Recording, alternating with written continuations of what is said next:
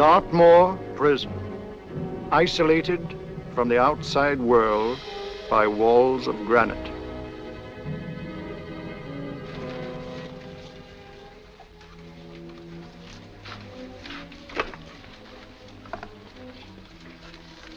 They say you could get out of here by merely telling what you know. You may or may not be another Scotland Yard bloke, but I'll give you the same answer I gave the others. I still have 2 years, 8 months, and 6 days left in which to make musical boxes. That'll be sold at auction for the benefit of this delightful sanctuary. And I intend to serve them.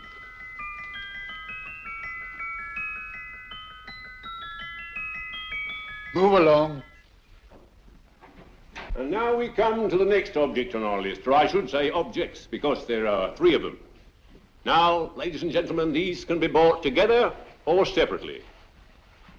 Now, these beautiful little musical boxes only arrived this morning, and I didn't intend to put them on the auction block until later, but I'm going to sell them now. So, good friends, as our old pal Mark Antony used to say, lend me your ears. And what do you hear? Right. The beautiful tinkle tinkle of a musical box. What a lovely trinket. What a beautiful gift. Created and made by loving hands. A thing of beauty and utility. I was going to start with £5. It's a bargain, £5. Do I see any hands? If there's a connoisseur in the house, will go £3 for it. £2. £1. 10 shillings. Thank you, sir. Ladies and gentlemen, 10 shillings is offered for a musical box you couldn't buy anywhere in London for less than £5. It'd be stealing to let it go for 10 shillings, like taking milk from a baby. All right, we're selling for 10 shillings. 10 shillings, 10 shillings is offered, 10 shillings is offered, 10 shillings is offered. Then everybody give me £1. Will give me £1? I won't someone going to give me £1. A pound, £1 is offered, £1 is offered, ladies and gentlemen, £1 is offered against you, sir. Will you go to £2? We got a £2, sir. £2. £2 is offered. £2 is offered. Going once, twice, third and the last call. Sold to the gentleman for £2. Sorry, my dear. Now, ladies and gentlemen, comes the opportunity to purchase an exact duplicate of the beautiful little musical box just bought by this gentleman for the ridiculous low price of £2. Now, it's exactly the same. Exactly the same. Made with the same hands. You hear that? Isn't that lovely? That tinkle, tinkle, tinkle, tinkle. Sounds like Bow Bells to me, you know, with little angels pulling on the ropes, eh? Who'll give me £2 for it? Who'll start me with £2? Will anybody start me with £2? Oh, come, ladies and gentlemen. You know, from your enthusiasm, we might all be in Scotland instead of London. Please buy it for me, Daddy. £2, certainly not. We all might be in Scotland. Besides, I don't like his manner. £1, 10 shillings. £1. £1 is ours. £1 is offered. £1 is offered. Going £1. Any advance? Going once, going twice, the third and the last call. Sold to the lady for £1. Smart bidding, my dear. Thank you. We come to the third and last of these beautiful little musical boxes. Exactly the same. Tinkle, tinkle. Isn't that lovely? Ladies and gentlemen, I don't bring you here to gull you and swindle you. This is the exact replica of those 2 I just sold before.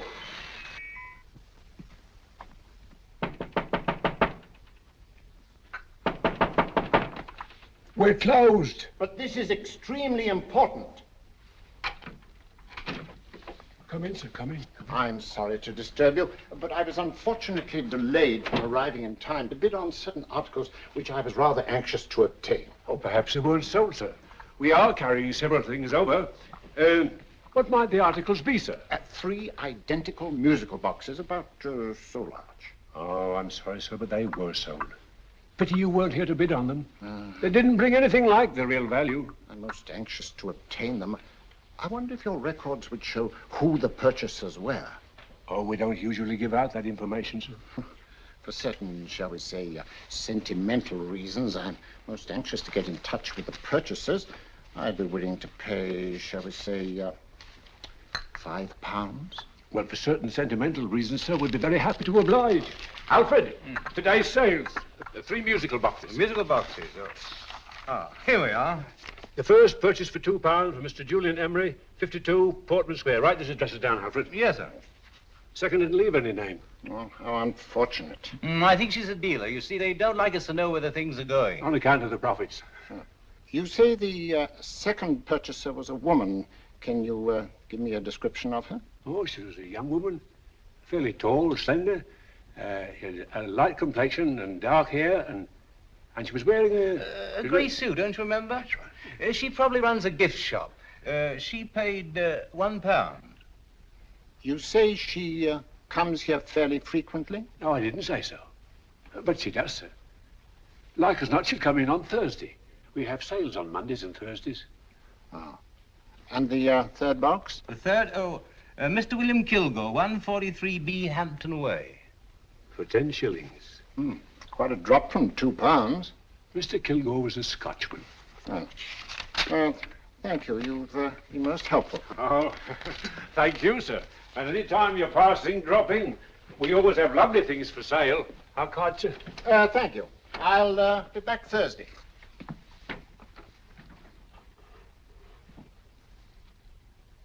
The message reached us too late.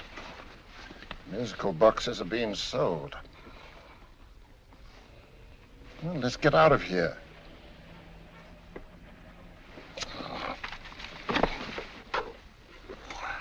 Someday you'll go too far. Reaching for a star, you fool. Yet a fool may touch a star, Colonel Cavanaugh, if he but reach high enough. But not possess it as you would. The musical boxes, they're being sold. What a pity for you, my dear Colonel. Is it my fault that the message reached us only an hour ago? Is it my fault that they were sold? You can't hold me responsible for that. Hope for your sake you're right.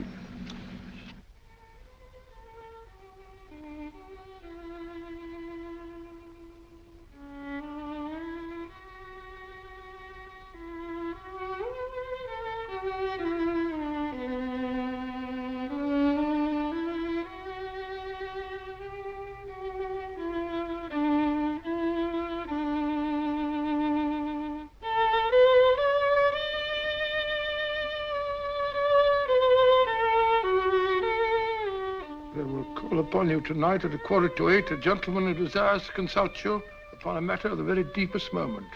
Do you remember that letter, Holmes? It was written over 2 years ago. An interesting case, devilishly interesting. Irene Adler.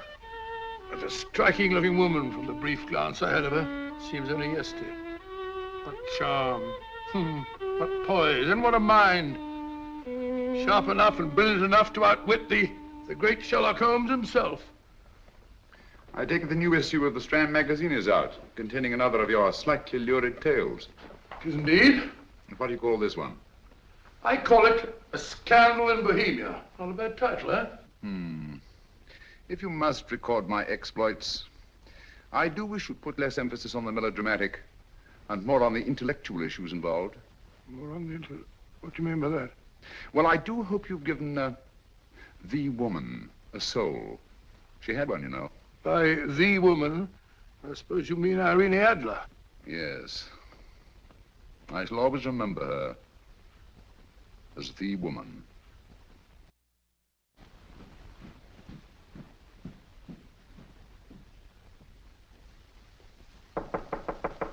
Come in. I think. That's it, old boy. How are you? How are you, old boy? I haven't seen you for years. I want you to meet my old friend Sherlock Holmes. Holmes, this is Stinky. In other words, Julian Emery. How do you do, Mr. Emery? Watson has often spoken of you. Oh, has he? Yes, we were at school together. Yes, more years ago than I care to remember, but you didn't come in here just to remind me of that. No, I just happened to be in the neighborhood and saw your lights burning, so I took the liberty of looking you up. Still writing your mystery stuff? Yes, there's a new one out this week. Good, I never miss them. Oh, good, thanks. I say that bandage makes you look very interesting. Still poking your nose into other people's business as usual? Who hit you? I haven't the foggiest notion. Somebody knocked me on the head in my own living room, and then proceeded to commit the most idiotic burglary you ever heard of. Fellow must have been balmy as a coot. Balmy? Why? Come sit down, old boy. Yeah. Would you like a cup of tea? Oh? Oh, all right. I'll go and tell Mrs. Hudson about it. Yeah. Why did you say the robbery was idiotic, Mr. Emery? Oh, simply from the fact that with about £5,000 worth of musical boxes in my living room, the thief, who I caught in the act, made off with one that isn't even worth £5. I gather you're a collector of musical boxes. Yes, I am indeed. Some of them are very beautiful, but not the one that was stolen. The thief evidently grabbed the first thing that came to his hand when he heard me coming into the room. Still, it's rather odd, isn't it, that having disposed of you, he didn't pick up something more valuable. Mm-hmm. Was there anything unusual about the stolen box? No, nothing at all. No, I picked it up in the south of France, several years ago. You say you have many valuable music boxes, and yet the thief made off with one that isn't worth £5. Sounds like rather an intriguing little problem. Well, I take it that he was just an ordinary petty thief and didn't know the value. That is a possible explanation, and yet I venture to say that the average petty thief has a more extensive knowledge of the value of objets d'art than the average collector. Well, anyway, that's Scotland Yard's theory. They didn't get very excited about it. That's consistent anyway. I wonder if I might see your collection, Mr. Emery. Oh, of course you could, yes. Nothing a collector likes more than showing off his trophies. When would it suit you? No time like the present. Good. My place is just round in Portman Square. Shall we? Yes, right. Hello? Where are you going? Stinky hasn't had his tea yet. Oh, I'm sorry. We're going round to my place, where I'm going to give you something better than tea. Now, this one was made for Louis XV, and is one of the very few still in existence from that period. And a particularly fine specimen is that. Charming, isn't it? Quite. It all sounded to me like a lot of mice running about on a tin roof. I'm afraid you have no ear for music, Watson. Give me a good old band playing a rousing march. You'll have all your silly little tweets.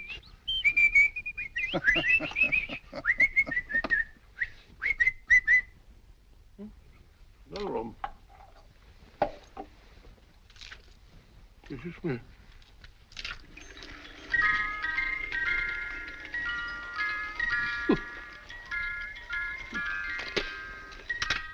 Stupid thing. Singing rabbit. What would you say offhand is the value of a box like that, Mr. Emery? Well, it's hard to say offhand, but I think we'll bring about £500 or £600 today. It's the gem of my collection.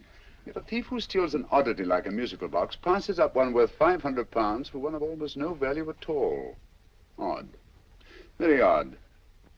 What was the stolen box like, Mr. Emery? Oh, just a plain wooden box about so big. Mm-hmm. As a matter of fact, I have one over here almost exactly like it.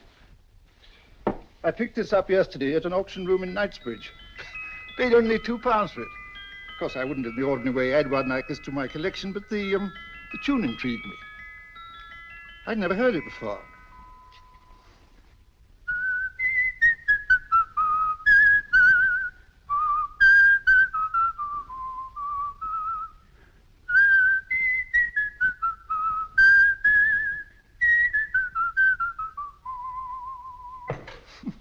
You have a remarkable ear for music, Holmes. Rather an unusual melody. Sit down, will you? Thanks.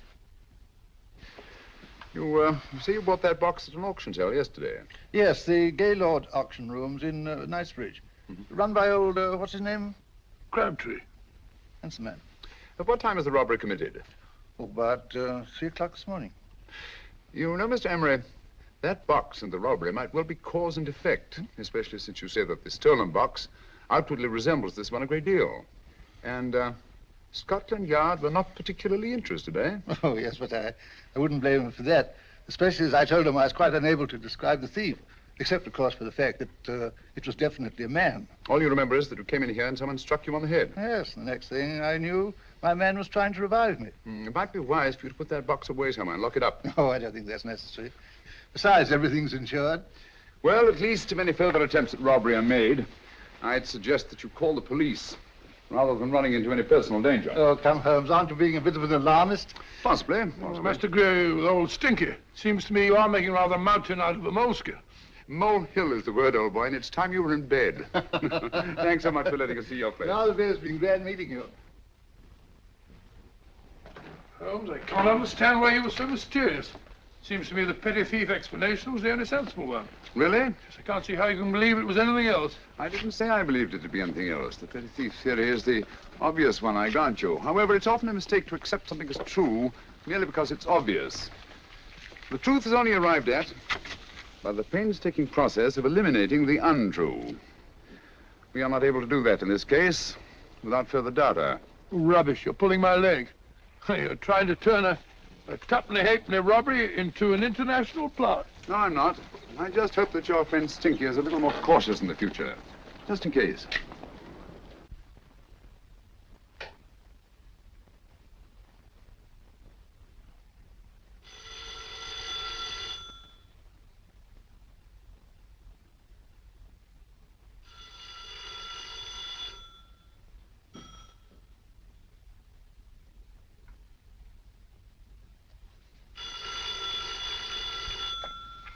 Yeah?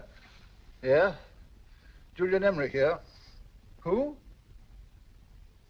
Why, of course I remember you, Mrs. Courtney. Yes, you're the one bright spot at that appallingly dull affair of Lady Sanford's. Huh? Of course it isn't too late to come around. Yes, I shall be delighted to give you a drink. I tell you what, come straight up and I'll leave the door unlatched. Right, well, 15 minutes? Good. I shall be counting each moment. No, I mean that, really. Right, goodbye.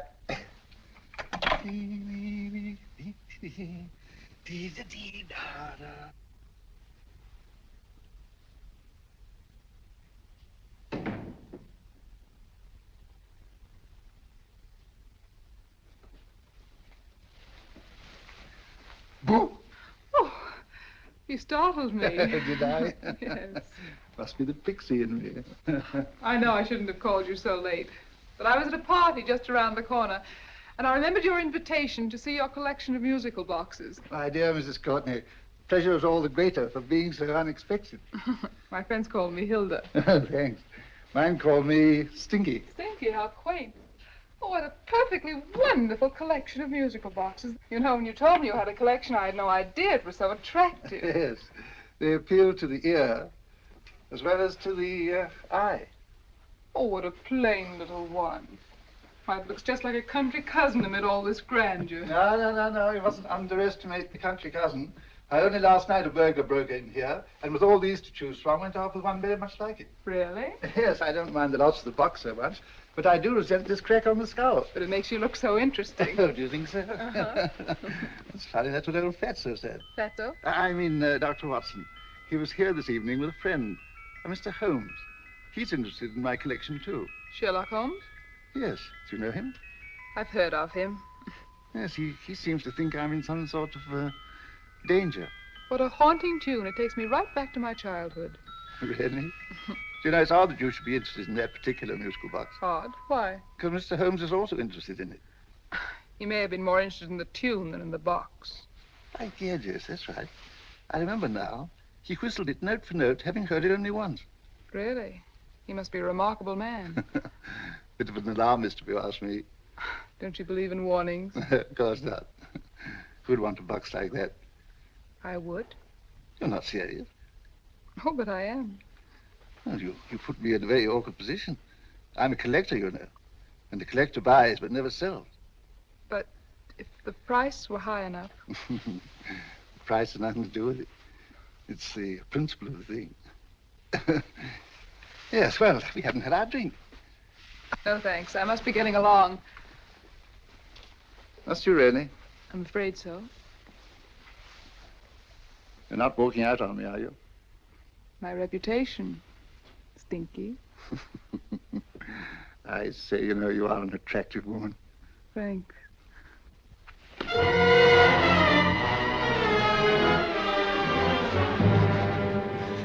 You fool.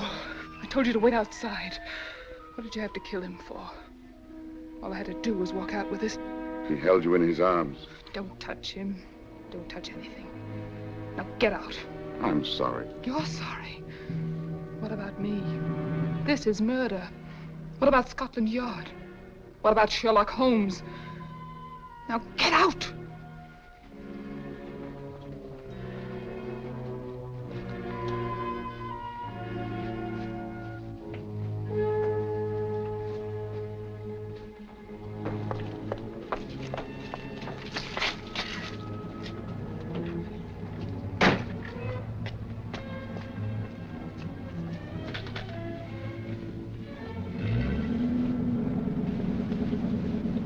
Did you get it?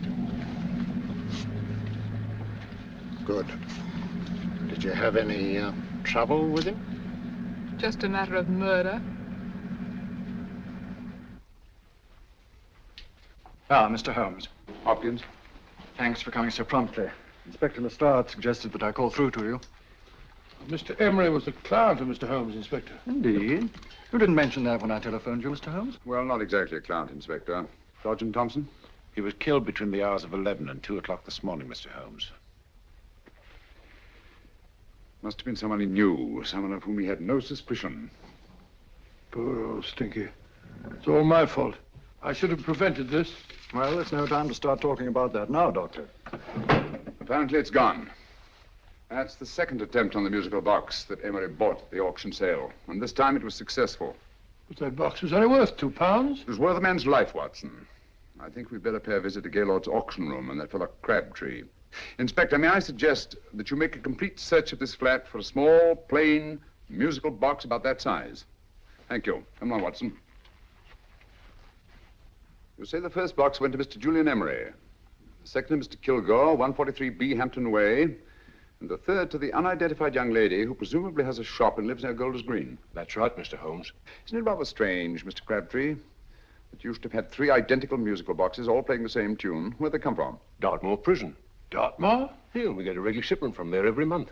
The inmates manufacture them. Well, they make all kinds of things, you know, pipe racks, wastepaper baskets, musical boxes. Did you happen to notice if anyone showed any particular interest during the auction in the purchasers of these 3 boxes?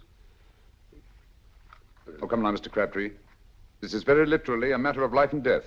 Well, since you put it that way, Mr. Holmes, there was a gentleman came in here about an hour after closing time, and he was in an awful state, he was. He gave me £5 to tell him where the boxes had gone to. He said they had a sentimental value for him, sir. Expensive sentiment. Can you describe him? He was tall, distinguished looking, and he had grey hair and a moustache. He was quite a gentleman, sir. What was his reaction when you were unable to supply him with the address of the young lady who owned the shop? I told him the young lady usually come back on Thursday. He said he'd come back on Thursday. Now, that's tomorrow. Thank you, Mr. Crabtree. You've been very helpful. Thank you. Come along, Watson. Where are we going now, Holmes? To the home of Mr. Kilgore, the man who bought the 3rd box.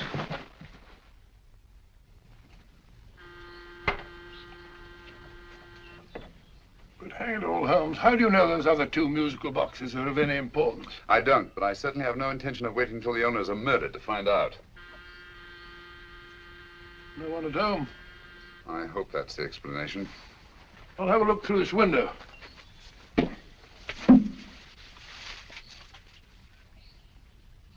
Doesn't seem to be anyone there.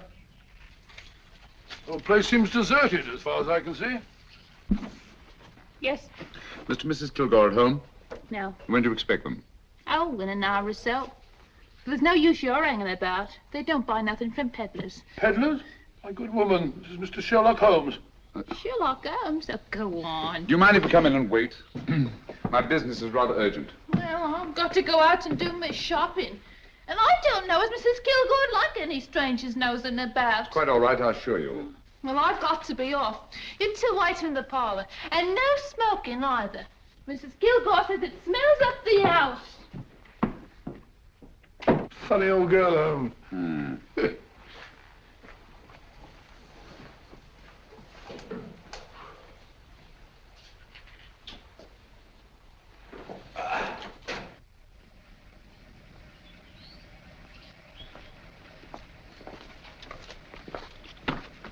Park Lane. Park Lane? And what would the likes of you be doing in Park Lane? Now, don't worry about the fare, Ducky. If you knows how to get to Park Lane, up it.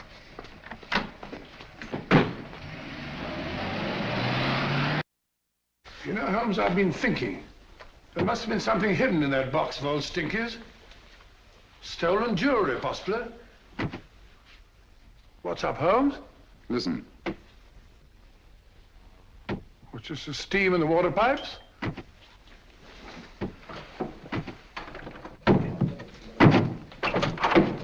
Watson!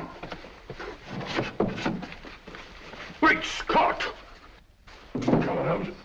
Get on the chair here. It's all right, my dear. There. Now, don't worry. It's all over. There you are, dear. Don't cry anymore. She tied me up and shut me in the cupboard. I know. She won't come back. Did you show her your new musical box? Yes, she said she wanted to hear it play, and as soon as I showed it to her, she grabbed hold of No, I me. know. Now, don't worry. We'll buy you a new musical box. Yes, my dear, the best one in London. Watson. Oh, what a fool I've been. What do you mean, Holmes? She took the musical box out of this house in that market basket, right under our very noses. Why could the Kilgore charwoman want to take the music box? She isn't the Kilgore charwoman. She's a consummate actress. An extremely clever, unscrupulous woman who will stop at nothing. Take care of the child, will you, Wolfella, until our parents get back.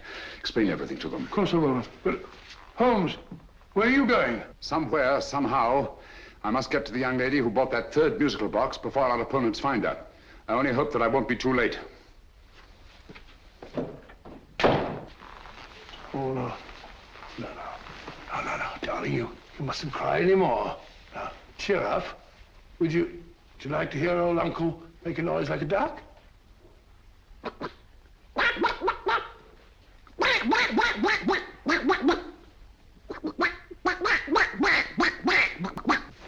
Oh, sorry.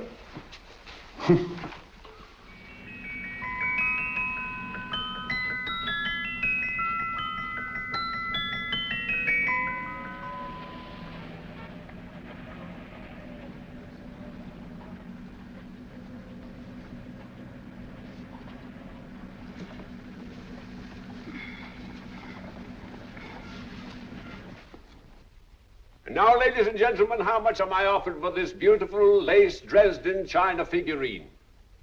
A lady of the French court. Now, this is the genuine article. What a beautiful ornament for your mantelpiece. Or you could use it as a centerpiece on the dining room table. Now, will somebody start me for £10? Will somebody start me for £10? £8? £7? All right, £5 is offered, £5 is offered, £5 is offered, £5, 10, £5, 15, £5, 15. £6 is offered, £6, going once, going twice, the third and the last call. Have you all done? Sold to the lady from Twickenham for £6. Next, we have a real museum piece, ladies and gentlemen. A fine 19th century doll. A costume, an exact replica of the holiday clothes worn by the Hungarian peasant women. Now, ladies and gentlemen, an article like this would cost you from £15 to £20 in a West End shop. I'm not going to ask for anything like that. Who'll give me £2 for it? £2. Anybody offer me £2? £2 for the Hungarian? £2? £1. What? Did anybody give me £1? Anybody offer me £1 for the doll? £1 is offered, ladies and gentlemen. £1 is offered. Now, I'm not going to waste your valuable time or mine in trying to get one half of what this beautiful doll is worth. If the young lady can steal it for £1, that's her good fortune. So it's going once, it's going twice, the third and last call. Any more? Sold to the young lady for £1. And now, ladies and gentlemen, may I draw your attention to something which may be a great surprise to you, worthy of any collection. The only other one like it is in the British Museum. It's a Ming vase of the 7th dynasty. This vase lay in a large collection somewhere outside Rome for over 2 centuries, I understand. It was discovered there by the noted antiquarian Sir Andrew Coppleston. Now, some of you may remember Sir Andrew Coppleston. Besides being a noted traveller and antiquarian, he's also a gentleman rider.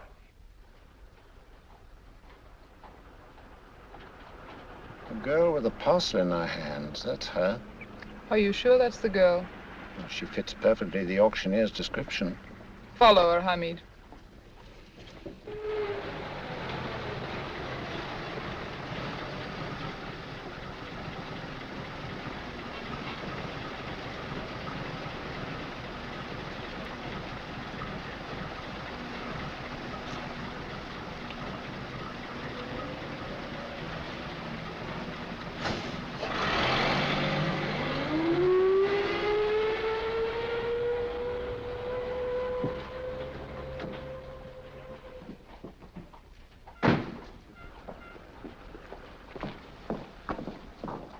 It's lovely, dear. And only £1. We can get at least 3 for it. Easily. I'll go make some tea. I could do with a cup. Right. Good afternoon. Good afternoon. I'm looking for a birthday gift for a 7-year-old girl. What would you suggest? We have some lovely dolls. Now, this Hungarian I think peasant- she has enough dolls already. Books are always welcome. Well, I'm looking for something a little different. Oh, that's rather cute. What is it? Well, that's a musical box. Children always love them. And this is an exceptionally nice one. It plays many tunes.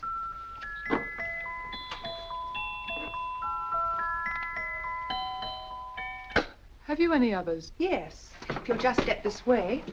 I have only 2 left.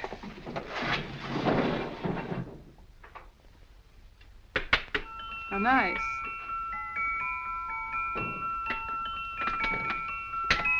Are you sure this is all you have? I'm sorry. They're rather hard to find, you know. That's our entire allotment.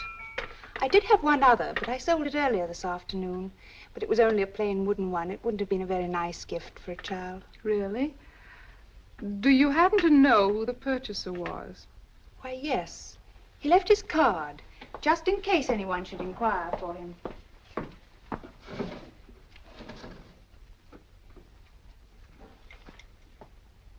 How interesting. I'm sorry, but I'm afraid I'll have to look a bit further. Thank you anyway. Good afternoon. Thank you.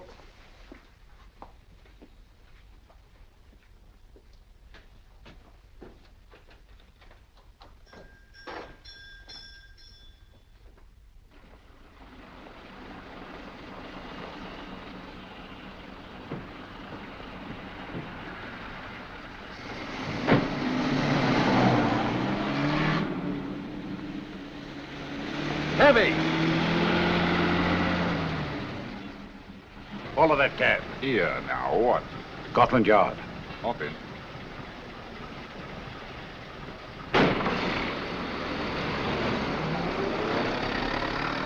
Sherlock Holmes. I might have known. We thought we were the hunters, instead of which we're the hunted. We've been fools. We played right into his hands. Of course. He's had us followed. Don't look. The man in front of the toy shop. Hamid. Turn sharp right at the next corner and again at the next.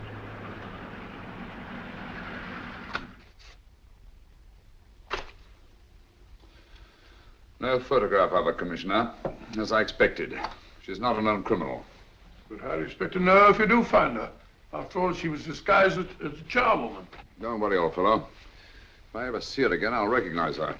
Well, it won't be long till we know who they are and from where they operate. Who's covering them? Sergeant Thompson's following them, sir. They won't get away from him. He's a good man. We could have arrested them at Clifford's toy shop if we had any proof. But we know that they killed Emery. Proof, my dear fellow. We must have proof. We've x-rayed it, sir. There's nothing whatever concealed in the box. We'll have a look at the plates.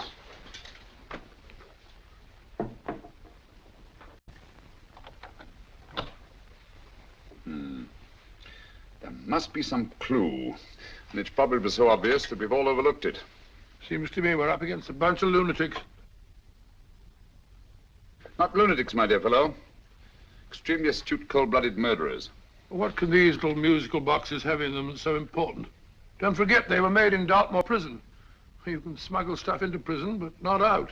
Do you want us to break the box apart, sir, to see if there's anything the x-ray hasn't caught?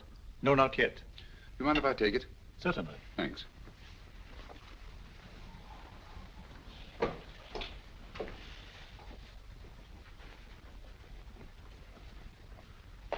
The governor of Dartmoor Prison informed us, sir, in answer to Mr. Holmes' question, that all 3 musical boxes were made by the same convict, John Davidson, serving a 7-year term, sir. Davidson? The Bank of England plates. That'll be all. Yes, sir. Now we're getting somewhere. Wait a minute. How did you know about the plates, Mr. Holmes? I'm a student of crime, Inspector. I make it my business to know about such things. And when the name of Davidson was mentioned... Well, who is this fellow Davidson? As long as Mr. Holmes seems to know all about it already, I suppose there's no harm in telling you. 2 years ago in London, there occurred a robbery of such tremendous importance, although the stolen articles themselves have no intrinsic value whatsoever, that the Home Secretary was instrumental in seeing that not a word of it appeared in any newspaper. But you never told me anything about this, Holmes. You were away at the time. Articles of no intrinsic value and yet of such importance? I don't understand. Davidson was apprehended within 15 minutes of committing the theft. But by that time, he'd hidden the articles in question and they've yet to be found. Before going further, Dr. Watson, I must inform you that this matter is not to be mentioned outside of this room. Of course not. Do I look like a man who'd gossip? Let's not go into that now, old fellow, shall we?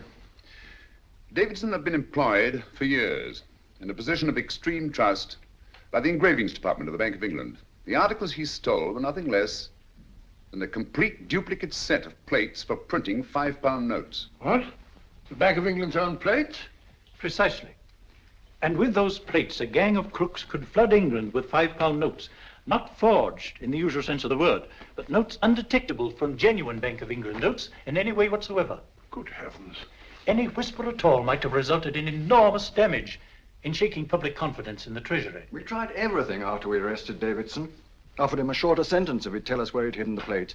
Why, we even put in Scotland Yard men with him as cellmates, but no results. Obviously, Davidson's a man of strong character and infinite patience. Yet suddenly he feels impelled to smuggle out the secret of the hiding place of the plates to his confederates. Why? I don't understand, Mr. Holmes. Well, for example, has the Bank of England made any plans to radically change the design of the £5 note so that in, say, 7 years from now, notes made from the stolen plates would be worthless? Confidentially, Mr. Holmes, such a move was discussed. But replacing all the £5 notes in circulation would be such a Herculean task that nothing's been done about it as yet. I see. Of course, there is another possible explanation. Davidson didn't have much time to find a hiding place before he was captured. He may be afraid that the plates will be accidentally discovered before he's released. Hence his anxiety to communicate their whereabouts to his confederates as soon as possible. I believe you've hit it, Mr. Holmes. I'm sure that the message is contained in this musical box. Or rather, in all 3 musical boxes, since possession of all 3 seems to be essential. Our opponents have 2/3 of the puzzle, we have 1/3. Well, what are you going to do, Holmes? Try to deduce the message from the 1/3 that we have.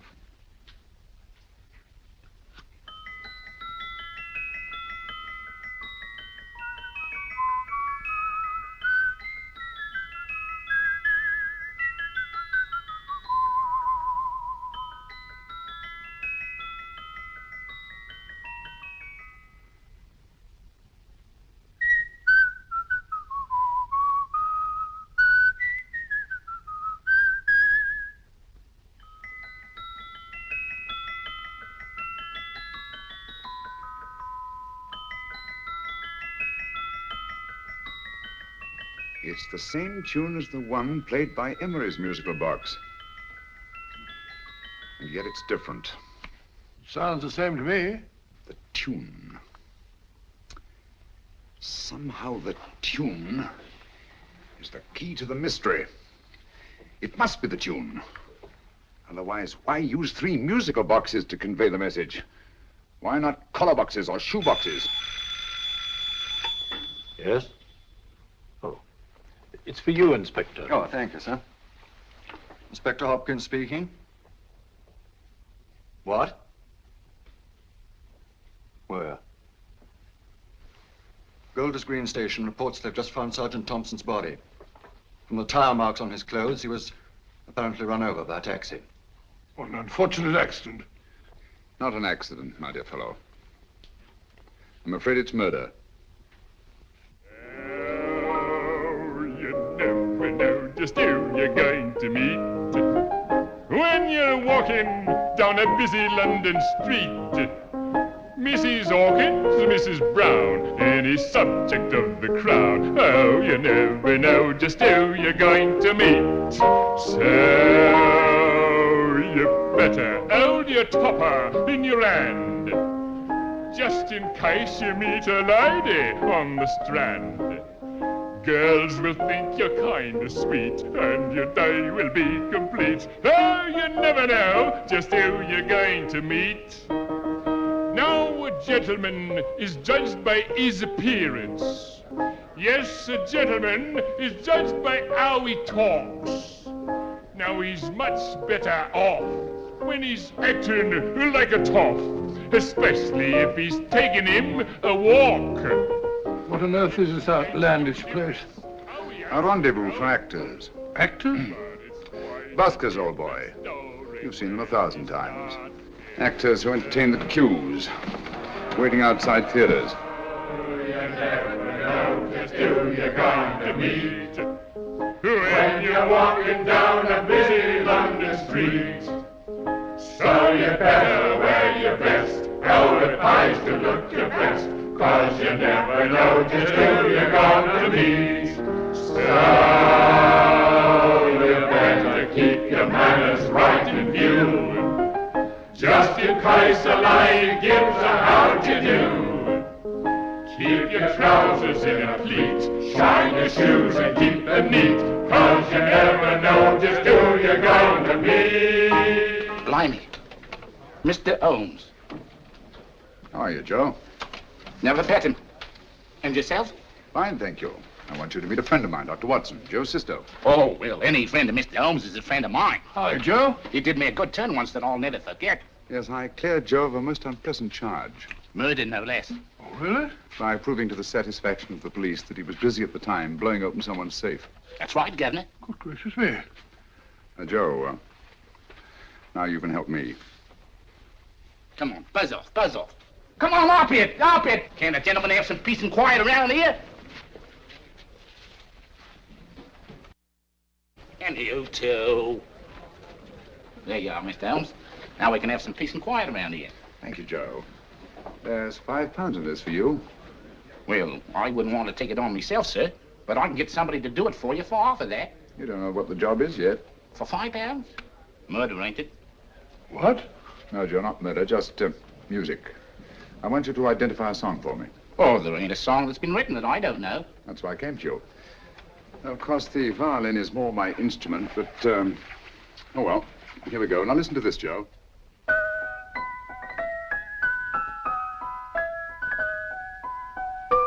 Wait a minute. You're playing that wrong. That should be E natural, not E flat. You know the song? Oh, yes. It's an old Australian song called, The Swag Man. But you're playing it all wrong. That's what I hoped you'd say. Now listen again, Joe.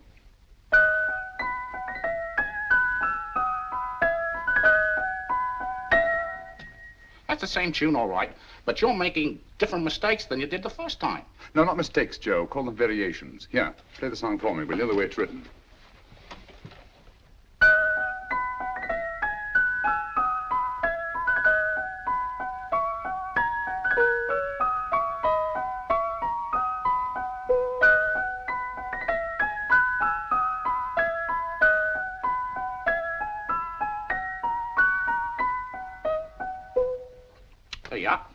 Thank you, Joe. What's it mean, Holmes? Are you onto something? Perhaps. I don't know yet. It's probably a code of some sort. Joe, could you write the song down for me, the way it was originally written? Oh, sure, Mr. Holmes. But it'll take a few minutes. Mm-hmm. Here, Mabel. Pale ale. Come on, up to it. Along with it.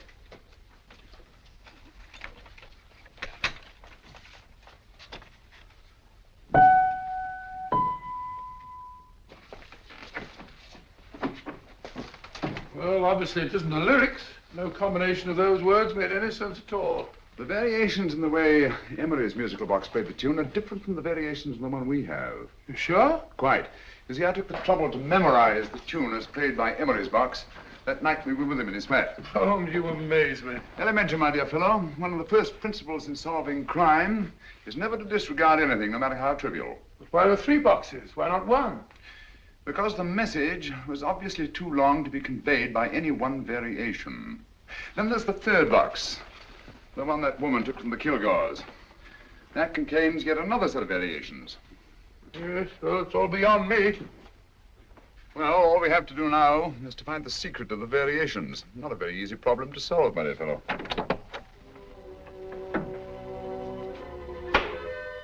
Hello. What's up? We've had company.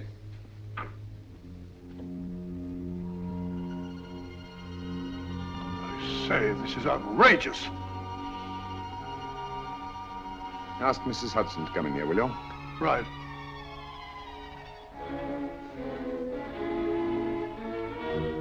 Hudson? Yes?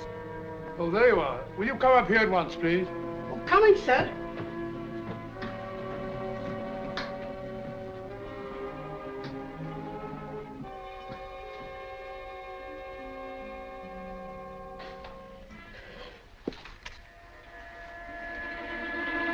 Mercy me, Mr. Holmes.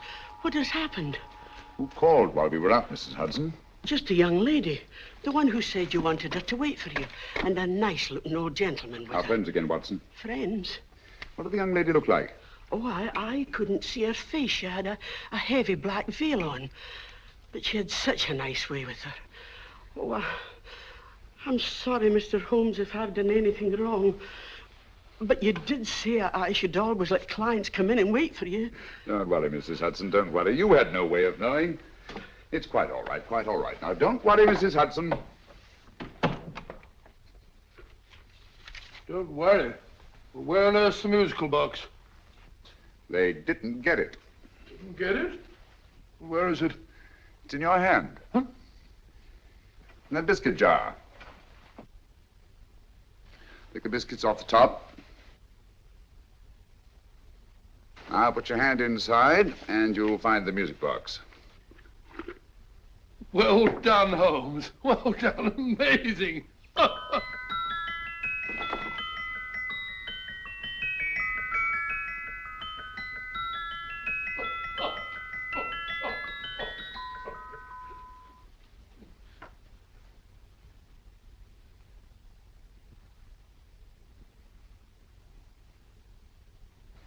Whew.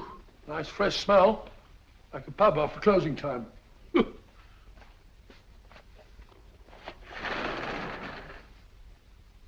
I say, Holmes.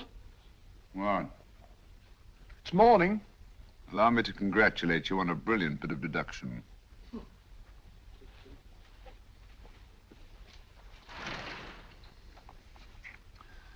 It's not a transposition, not a polygraph transposition, not a trigraph, nor any known form of decoding. How about the Morse code? Have you tried that? Yes, at about 3 o'clock this morning. I'm sorry, old man. I was only trying to help.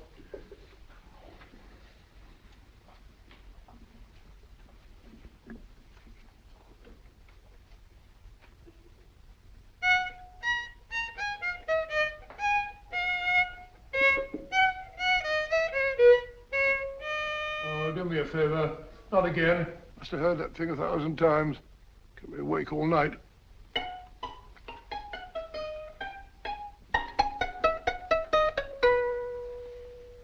Not a very distinguished composition, I grant you. You know perfectly well I don't know one tune from the other. When I was a kid, my people tried to have me taught the piano. I've always felt sorry for that old teacher of mine. The poor old girl finally reached the point of numbering the keys for me. 1, 2, 3, 4. Even then, I never progressed beyond... Numbering the keys, Watson. The 19th key of the keyboard is the 19th letter of the alphabet. S. Here. Write it down when I give it to you, old fellow, will you? The first altered note. Write S first. Now, the 8th key is H. The 5th key, E. The 12th key, L.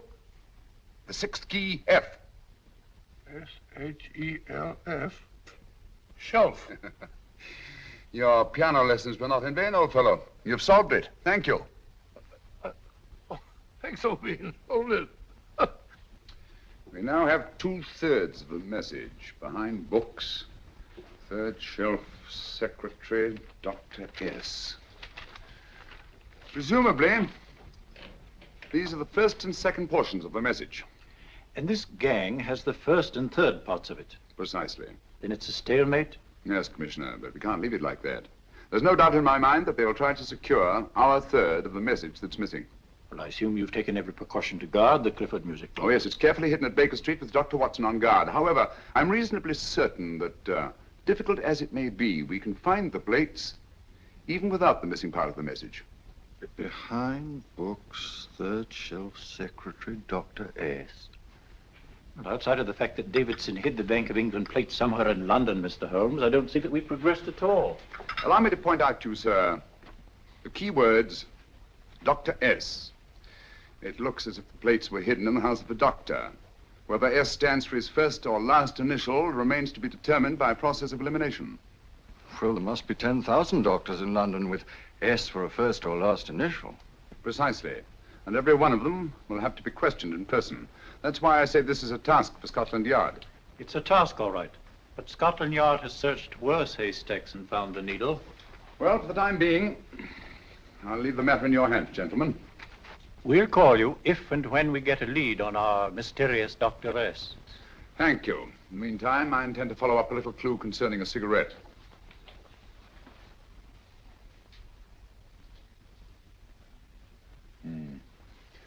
You're certain of the identification of the tobacco? Absolutely. I have made up this special blend for only 3 customers. It is almost pure Egyptian, with admixture of latakia for added body, and a pinch of perique. Merely a whisper, as one might say, for elusive fragrance. Yes, yes. And the 3 customers? Major Wilson in Bombay, India. Mrs. Catherine Leamington Smith in Ireland. Yes, and the 3rd? Mrs. Hilda Courtney of Park Mansions, Bryanston Square. Thank you. Thank you very much. You've been most helpful. It is a pleasure to have been of service, Mr. Holmes.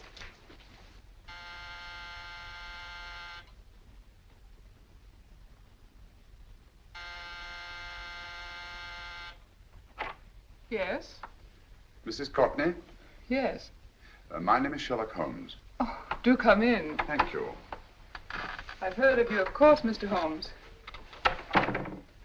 I believe we have a mutual friend in Sir Edward Brookdale. He's spoken to me of you quite often. Indeed. And to what good fortune am I indebted for this visit? I think you know Mrs. Courtney. Well, I did get a summons for speeding last week. But outside of that, I don't think I'm of any interest to the police. Oh, come now, Mrs. Courtney. You seem to forget that you and I have met before. I'm sorry. I'm sure I would have remembered meeting the great Sherlock Holmes. Please sit down. Thank you. You say we met before. Yes. At the home of Mr. and Mrs. Kilgore, 143B Hampton Road. Kilgore? I don't think I know anyone of that name. Well, I didn't say you knew them. As a matter of fact, you called on them when they were out. I don't understand, Mr. Holmes. Really? And you were dressed rather differently. Indeed. Cigarette? Thank you.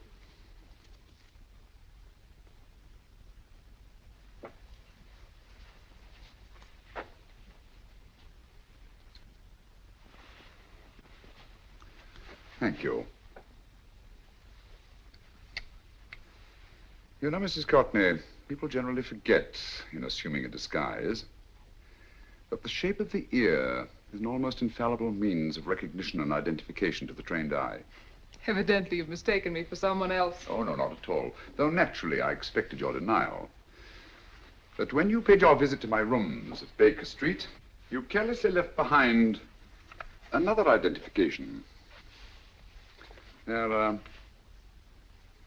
identical, aren't they? Yes, I must admit they are.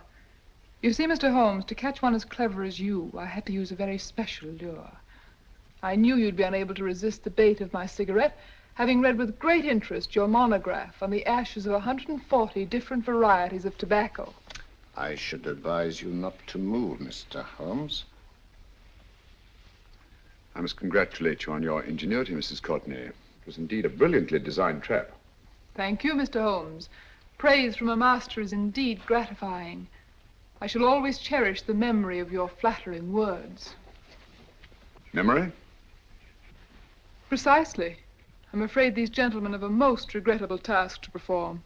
Unless, of course, you care to turn over the missing musical box with your pledge to take no action against us in the future. I'm afraid that will be impossible. I thought that would be your answer. Hamid! Careful! Careful. There's no need to be unnecessarily rough with our distinguished guests. You realize, Mr. Holmes, that your demise will not take place here. The corpus delicti, you know. Well, naturally. Shall we go? So fearfully awkward having a dead body lying about. Don't you agree, Mr. Holmes? Another dead body shouldn't weigh too heavily on your conscience, Mrs. Courtney.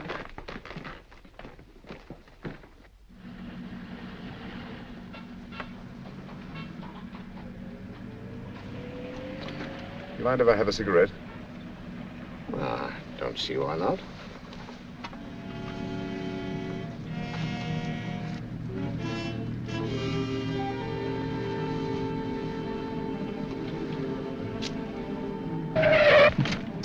Be careful, Hamid. It's the brakes, they bind. Thank you, Colonel Kavanagh. It's very considerate of you.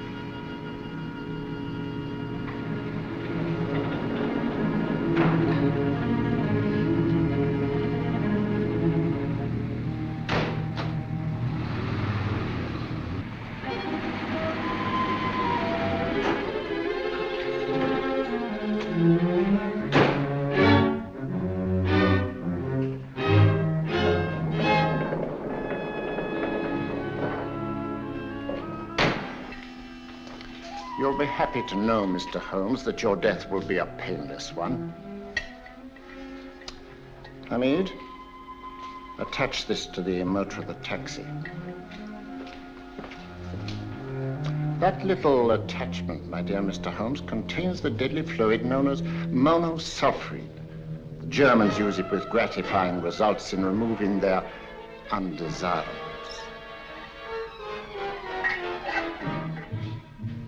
Start the motor.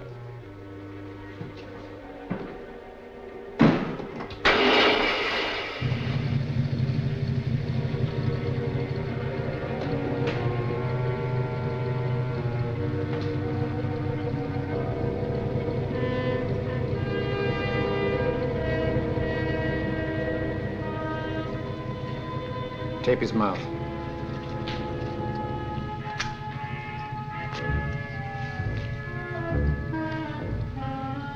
Now, up with him, Hamid.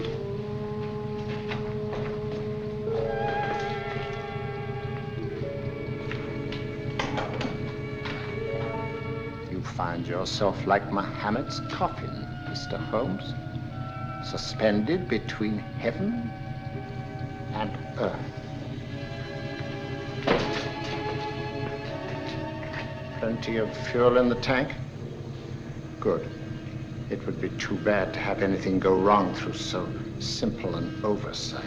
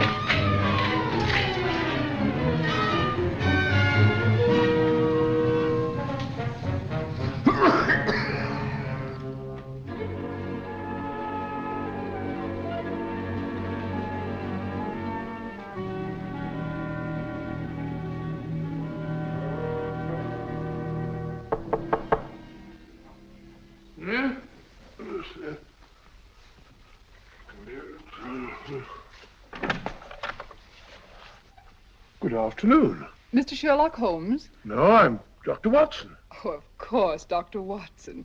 How stupid of me. Oh, so stupid of me. Won't you come in? Well, I really came to see Mr. Holmes. Oh, I'm afraid he's out. I don't know when he'll be back. Perhaps there's something I can do. Won't you sit down? Thank you. You know, Sherlock Holmes and I have been engaged on a great many cases. Oh, really? Yes, indeed. Well, as a matter of fact, this very moment, we're involved in one of the most baffling... Oh, well, won't you tell me your trouble? I may be able to help you. That's very kind of you, Dr. Watson. Perhaps if I wouldn't be imposing too much. Imposing? Oh, there's no imposition. No imposition at all. A pleasure, I assure you. Now, tell me all about it, Miss Williams. Mrs. Williams. I live in Surrey, Dr. Watson, and I've come up to London in sheer desperation. My only sister has disappeared, and the local police seem utterly unable to find her. Well, Holmes and I solved a case exactly like that once. Very interesting as far as I remember. I call it the adventure of the solitary cyclist. Oh, sorry. Now I come to think of it, it wasn't so very similar.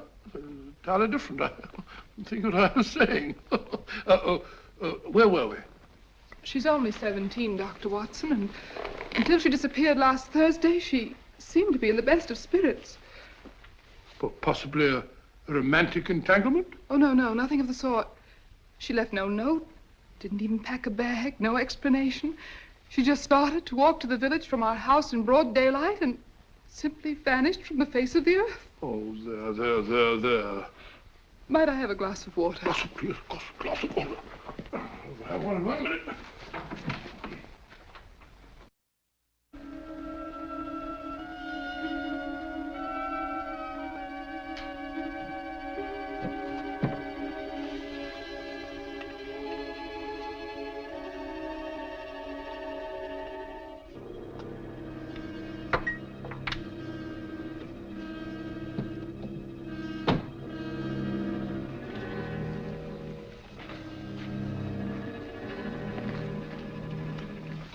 There you are, my dear. Thank you, Dr. Watson.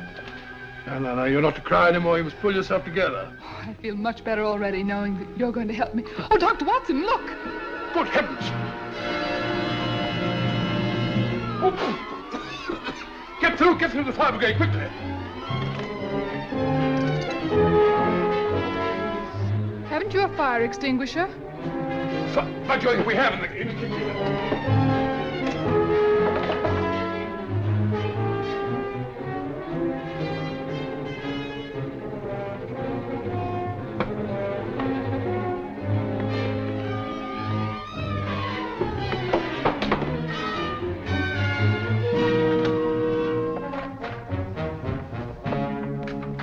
Don't you worry, Miss Williams. We'll have this thing out in no time.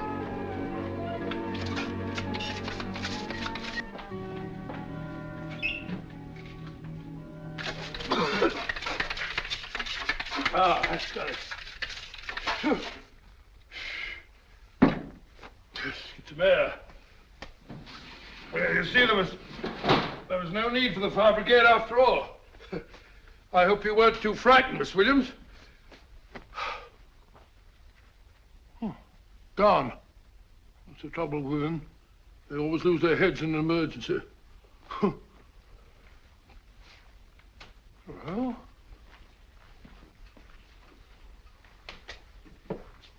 a musical box. Great Scott! Miss Williams!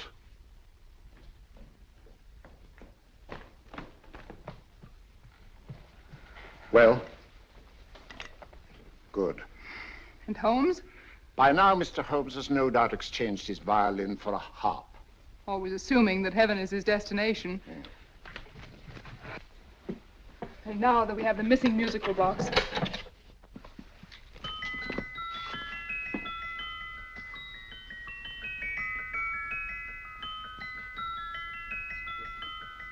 Nineteenth note. 19th letter. Yes. He hasn't been there, you say? Holmes, where on earth have you been? I've been trying to get you at the club, at Scotland Yard, all over London. You're looking for me in the wrong places. Holmes, terrible things happened. I've been duped. That woman, she made a complete fool of me. Oh, what do you mean? Well, she came here and let off a smoke bomb. I thought the whole place was on fire, and my first thought was to save the musical box. No need to say any more. She has the box. Yes. Don't blame yourself too much, old fellow. She's an extremely clever antagonist. Smoke bomb, you said? Well, you can console yourself with the thought that your charming friend is at least a reader of yours. What do you mean? If I remember correctly, you wrote about my little experiment with smoke and the cry of fire in a story you entitled A Scandal in Bohemia, which has just appeared in the Strand magazine. All right, boy. Don't rub it in. Well, it may cheer you up to know that you made a fool of me, too.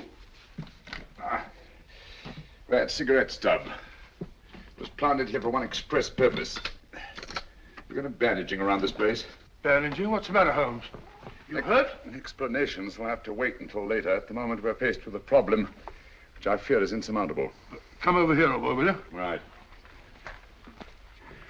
Our opponents are in possession of all three parts of the code. And here are we, while the Bank of England plates pass into their possession. Cheer up, old fellow, cheer up. As Dr. Samuel Johnson once said, there's no problem the mind of man can set that the mind of man cannot solve. What's that, old fellow? I was just quoting Dr. Samuel Johnson. He said there is Thank you, Watson. Thank you.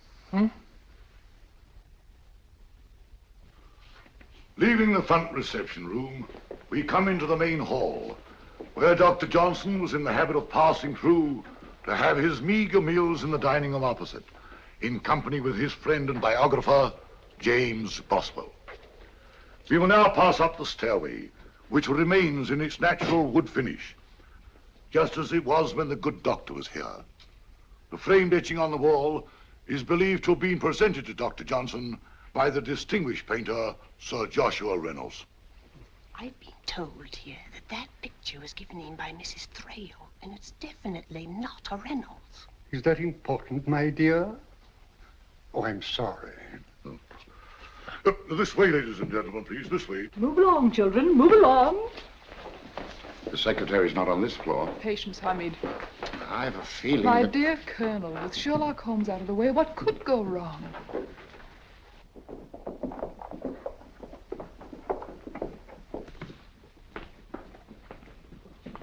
And here we have the Garrett Library, in which Dr. Johnson wrote his famous dictionary, and in which you will see also many of the great man's books and other items of interest.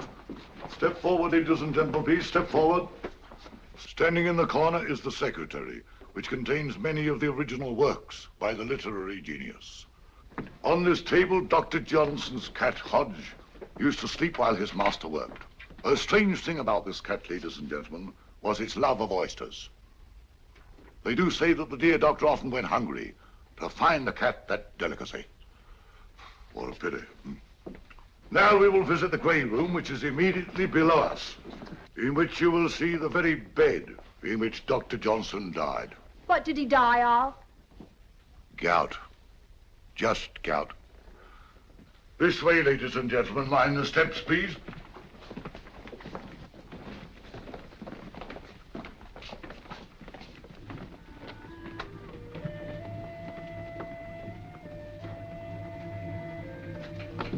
Your keys.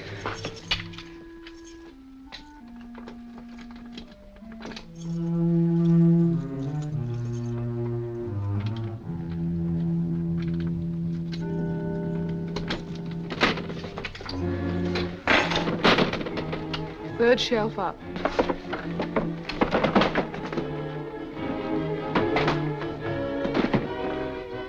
The knife.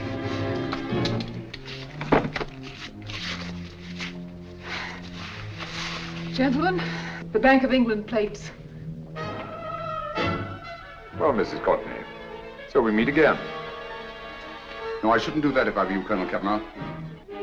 I must congratulate you, Mr. Holmes. You're far more clever than I thought. Thank you, Mrs. Courtney. Praise from you is indeed gratifying. I shall always cherish the memory of your flattering words. Memory? Oh, thank you. And now I have a most regrettable task to perform.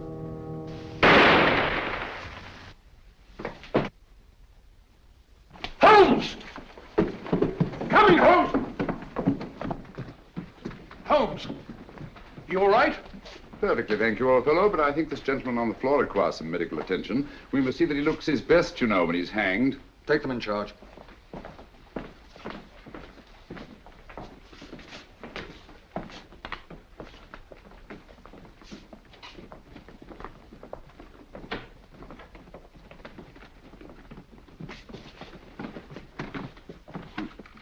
A brilliant antagonist. It's a pity her talents were so misdirected. Will you see that these plates are returned to the Bank of England, Inspector? I still don't understand how you solved it, Mr. Holmes. It's entirely due to Dr. Watson. He gave me the clue when he mentioned Dr. Samuel Johnson. Well, congratulations, Doctor. Oh, thank you, Inspector. I don't think I'd have done it entirely without Mr. Holmes's help, you know.